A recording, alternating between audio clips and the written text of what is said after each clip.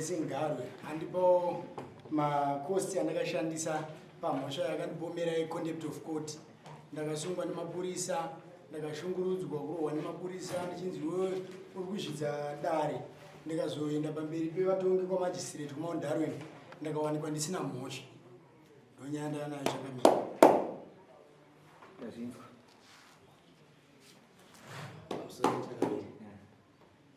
Murume uyu asi kuponera mhosva asina kuita. Akatora mudzimai wangu asi naizvoni achiri kumatare dzimhosva kuMajor Street. Saka chitendera mberi here kana kuti toita sei? Ndizvuma kudaro.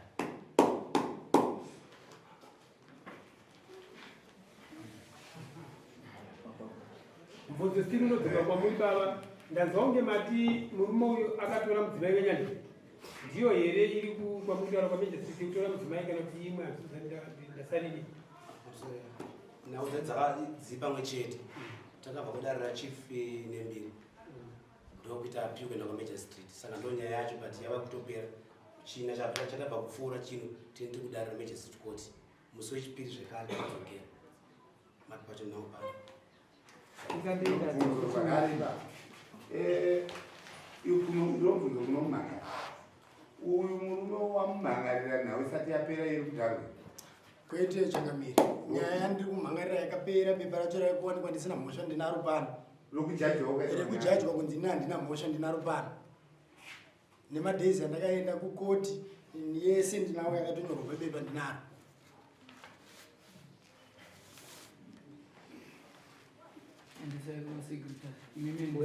Uyari kutoa mhosva yakati yapera ende hadisa yapera.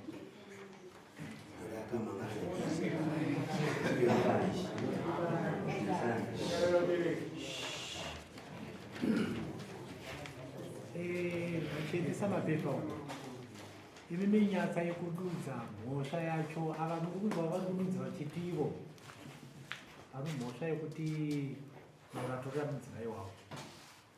Imimi makosti nokurohwa kwamaita mapurisa muchinzi kunyozera dare yakanga iri mhosva yei?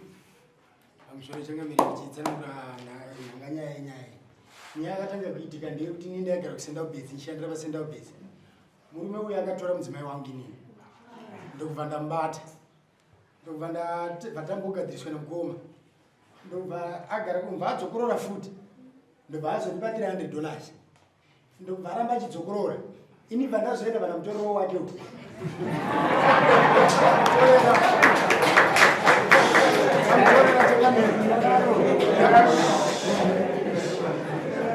Ndamutorera chakamira. Ndamutorera. Nyaya ndikuenda kwaChief Chiweshi. Chief Chiweshi. Potakaseka tinonyarara kuitira kuti zviri kutera. Nyaya ndikuenda kwaChief Chiweshi. Chief Chiweshi ndobva vati ini ndofanira kubhadhara ushu. Judgment yaChief Chiweshi ndinayo pano. Ndakati ndimbhadhare mombe 5 kana 1. Ndakati ndimbhadhare mombe 6 kana 1.5. Nyaya yangu ipapo ndindaendesa kwaChief nembiri. Ndobva ndandina Chief nembiri hapana achari pamumwe. Dzorera 300 yangu wapiwa nouipo pakutonyora kunga maita. Shuwa 300 ndakamudzorera pamberi pamambo nembiri. Uyu ndobva azoyashandisa judgment yaChief Chiweshi kutitorera zvinhu kushopu kwangu inini. Ndobva ndaudza Chief nembiri ndobva atitorera zvinhu. Chief ndobva vati kana kutorera naiyewo tinomutorerawo. Uyu ndobva atorerwa kombi. Atorerwa kombi ndobva ndapiwa ndobva yakondibvutira kombi. Ndobva andimhangarira kuti ndakaba kombi. Ndobva ndaenda kotongwa kwamajistrate kuMount Darwin. Ndobva ndawanikwa inini futi ndichinzi handina kuba kombi. Mapepa echo ndinawo futi pano. Nhasi uno ndadzoka ini ndagara. Akazoenda kundisira ripoti akanonditora peace order. Anditora peace order ndobva azonditi inini ndamutuka pane peace order kureva kuti ndazvidza peace order. Ndobva ndaenda kotongwa kwamajistrate. Ndobva ndawanikwa inini ndichinzi handina kuzvidza peace order. Ndojudgment yandavinga nayo ndichiti ndoda makosti. Iyi yakatotaura kuti iri kuDarwin. Defamation yekuti wakandisvibisa ndakaba kombi. Ndochete nyaya iri kuDarwin. Mapepa acho ndina application andakaita kuDarwin ndinakaisa. Ndo nyangu chakanaka.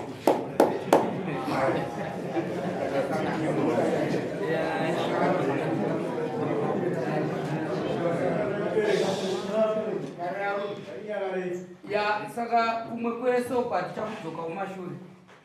Kunzwisisa kuti nyaya dzenyu dzakatongwa kare. Kureva kuti zvakatongwa makatowirirana nazvo kusvika mimi kuti muzogamuchira 300 yamaimbenge makapa. Vagobatika kuti pezvisho. Ndanchida kuti baba ari kunzauka.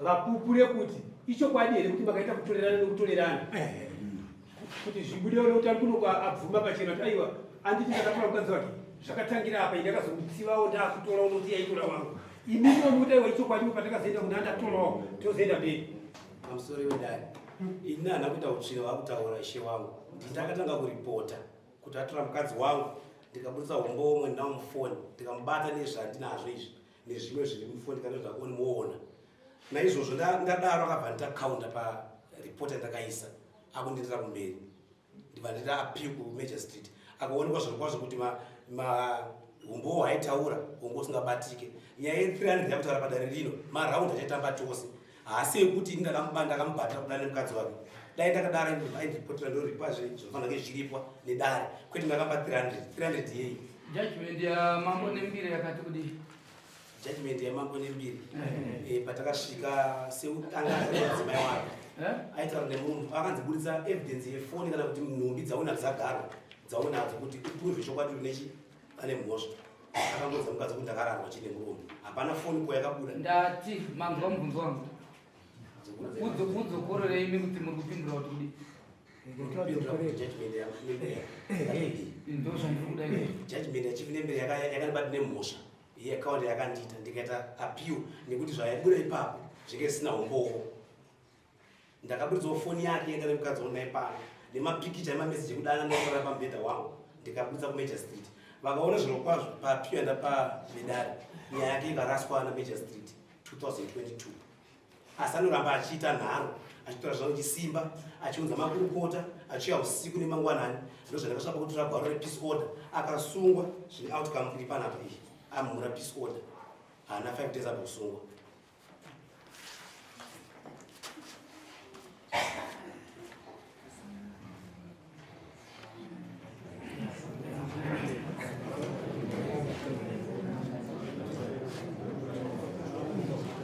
right apa ndaifunga kuti tinogona kufambira mberi zvichiburikidza nemapepa iwayo kuti ari kutitendera here kana kuti vari kufanirwa kudzokera kukoti nokuti kana kudzokera kukoti ndinoona sekuti hatingaite matare maviri panyaya imwe chete inofanira kutanga yapedzwa kune rimwe dare izopinda kune rimwe dare tonge kana paina asiri kugutsikana changamiro wangu application iri kukoti ndeishi yandakaisa kukoti haisiriyo yaari kutaura iyi ndakaakuitwa marimwe zuro ayo kwete handisi kutaura imini ndiri kutopindurira kuti tamirira zviri kuverengwa kuti vanhu vazive kuti hatingangonyarara chete vasingaziva kuti tanyarariri toda kuziva umbo uchabudauko kuti nyaya dzenyu dziri papi chaizvo semabvunziro amaenda vagomba ndozvazvikureva kuti panyaya dziri panapa sekutaura kwavari kuita iwe ipapapa dzakapinda dzine 2, 3, 4, 5 dzichipinda asi dzapinda iyi iri kuti uyu haana mhosva iripo sekutaura kwaari kuita yevavo iri kutaura kuti pane nyaya ichiri kuenderera mberi iri mukoti ichiri kuda ava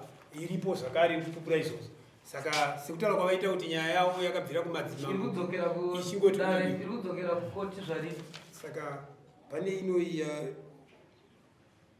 yakadhindwa musi wa10 April inoi ndiyo ine nyaya iri ichiri kuenderera mberi iyi yakapera ndiyo yavataura ava yekuti vava ikunzi yakapera saka iyi inoi ine mudhindo wa10 April 2025 ndiyo yatiri kuti iri pending haina date here kudzokera kukoti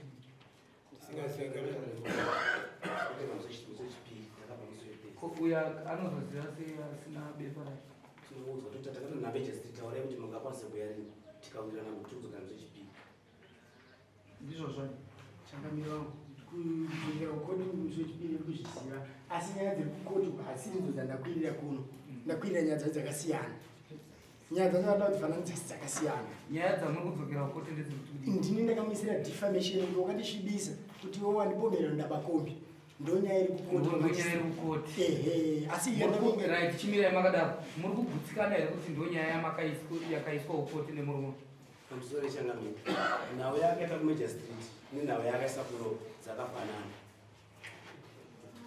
enge dzichiri muprogress ndakatongwa muse Thursday ndakatoti shawo ndapiwa samonire kwaChief Dotito zikanzipo Mr. Tsumba munoisa Chief Dotito sei iwe wayakoti havana kupindura nyaya yakutaurwa yekunzi akabvunza kuna magistrate kuti ko kana ndine nyaya ikafanana iri muno mudare inokwanisa kuenda kune imwe koti zvikanzi nyaya kana yakafanana unoenda pane inenge iri higher court inobva ndabvunzwa kunzi ko nyaya yowaisa nyaya ndakati nyaya dzamweni dzakasiyana iri kunoku ndeoutcome ya 20 ndoapplication yacho nditori nayo panapa iri kutaura ya 17 May 2023 ndo judgment iri kukoti yandiri kufambira defamation iyi yakatobuda musi uno haina 2 weeks yabuda ndo yandauya kokwirira dare kwachief.2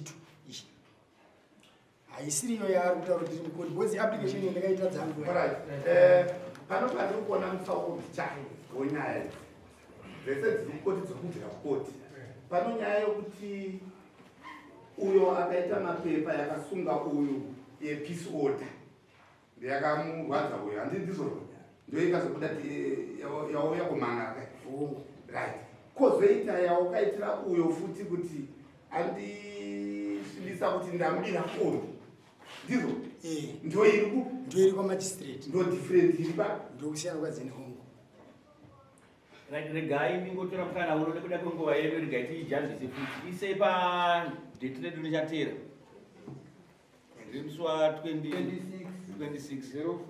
zvinodayira kuti futi kana kukoti koko musi wechipiri vanenge vabva vaita futi kana kuti inenge yapera koti ikoko kana kanzi aida kupera haititadzise futi kuti tigone kuipinda nyaya yacho saka ijambise iende musi wa26 mapepa enyu yamutorerwa masaina mwini mwejakuziva yake anetisodaija shedzera yangu